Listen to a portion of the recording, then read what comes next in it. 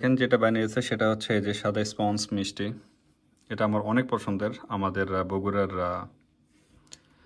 এটা এশিয়ার মিষ্টির মতো করে বানিয়েছে। এশিয়ার মিষ্টিটা বগুড়াতে খুবই প্রচলিত এবং খুবই পরিচিত এবং টেস্টি। ঠিক আছে, এই স্পঞ্জ মিষ্টিটা। তো আমার বউকে ধন্যবাদ, এবং এই ভিডিওটা জানি আমার শ্বশুর মশাই দেখবেন। তো ওনারও নাকি এই মিষ্টিটা খুব পছন্দের। বাবা, আপনাকে তো খাওয়ানো যাইতেছে না, তো আপনি একটু কোয়ালিটিতে গিয়ে খাইয়েন। আই মিন এশিয়াতে। আর আমার আব্বা আম্মা যদি দেখে থাকে আপনাদেরকে বলবো কি আর করার, আমাদের বাড়ির পাশের যে মিষ্টির দোকান আছে সেখান থেকে নিয়ে খাইন, কেমন বগুড়া এসে এগুলো খাইন। তো যাই হোক, এটা একটু পর আমি ট্রাই করব। আর এই যে এটা হচ্ছে কালো চমচম না, হ্যাঁ কালো জাম এটা। তো এটাও অনেক মজা হয়েছে, দেখেন আমি এই যে দেখতেই পাচ্ছেন। আর এটা তো হচ্ছে স্পঞ্জ। তো এখন একটু ট্রাই করব, দেখি একটা উঠাই দাও কেমন লাগে খাইতে, দেখি এত কষ্ট করে বানাইছো।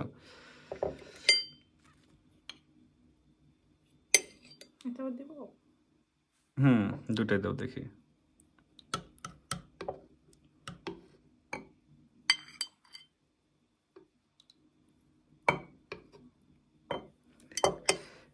আরেকটু মিষ্টি ঝোল দাও। ওকে, ঠিক আছে। এখন আমরা একটু ট্রাই করব। প্রথমে যেটা ট্রাই করব সেটা হচ্ছে যে কালো জামটা।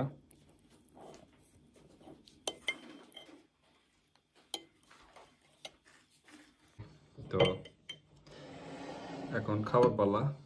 এই যে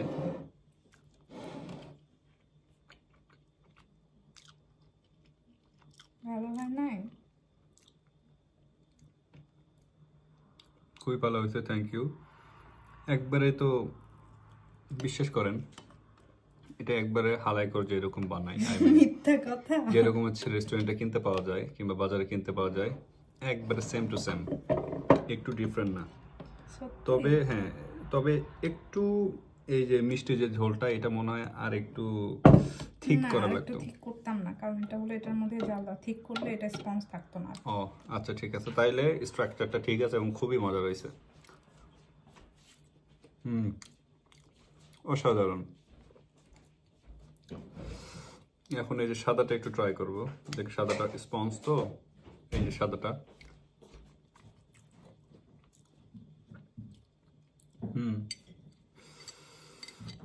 অনেক মজা হয়েছে, থ্যাংক ইউ। তো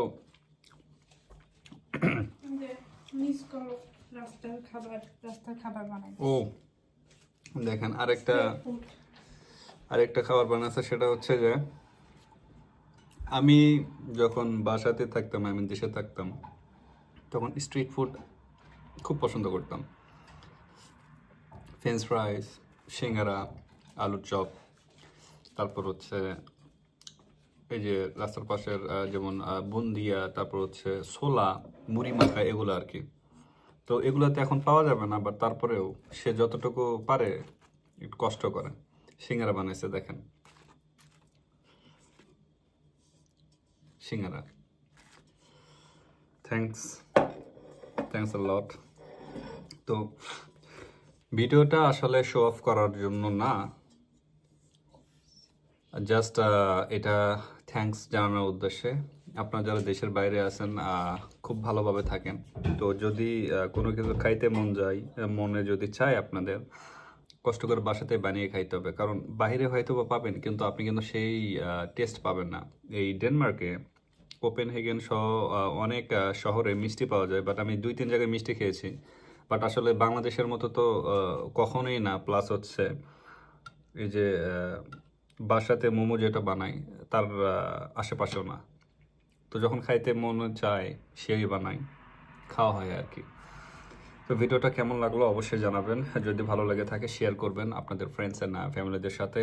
আর আমরা ফুড ব্লগ কিন্তু খুব একটা করি না, যদি চান একটু কমেন্টে জানাবেন। আর যদি রেসিপি চান একটু কমেন্ট করবেন। আমার বউ কিন্তু কমেন্টের রিপ্লাই দিয়ে থাকে, ঠিক আছে? সে যদি মনে করে যে হ্যাঁ আপনাদের রেসিপিটা দেওয়া উচিত, সে চাইলে ভিডিও করে দিতে পারে, কারণ আমি তো রান্না করতে পারি না।